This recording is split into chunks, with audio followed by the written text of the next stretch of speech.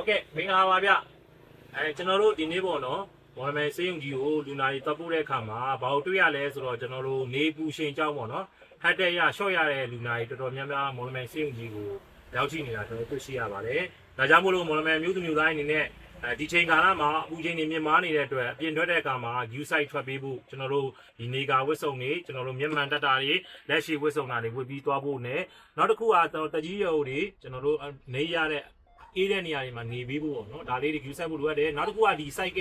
စီတန်းစီနေတဲ့လူတွေကိုကျွန်တော်အနေနဲ့ထပ်မံသတိပေးချင်ပါတယ်စီတန်းစီနေတဲ့တက်ကြီးရွယ်ဟိုတွေပါတယ်ဆိုရင်တော့စီတန်းစီတိုင်းမလုပ်ကြပါနဲ့ကျွန်တော်တို့ဒီ site တန်းစီတာရောပြည်3မိနစ်တန်းစီတာပဲဖြစ်နေဘူးချင်းအများများတဲ့အတွက်ဒါအပူချိန် short ရတဲ့ဟာလေးတွေဖြစ်တတ်ပါတယ်ပေါ့နော်ဒါကြောင့်မို့လို့ကျွန်တော်တို့မော်လမြိုင်မျိုးသူမျိုးသားတွေအနေနဲ့အပူချိန်ဟိုတက်နိုင်လို့ရှောင်ပါအပူထွက်အပြင်ထွက်မယ်ဆိုလဲတက်နိုင်ဆုံးနေဟိုကာမဲ့ကာဝယ်ပစ္စည်းတွေဝတ်ပြီးတော့အပြင်ထွက်ကြဖို့ကျွန်တော်အနေနဲ့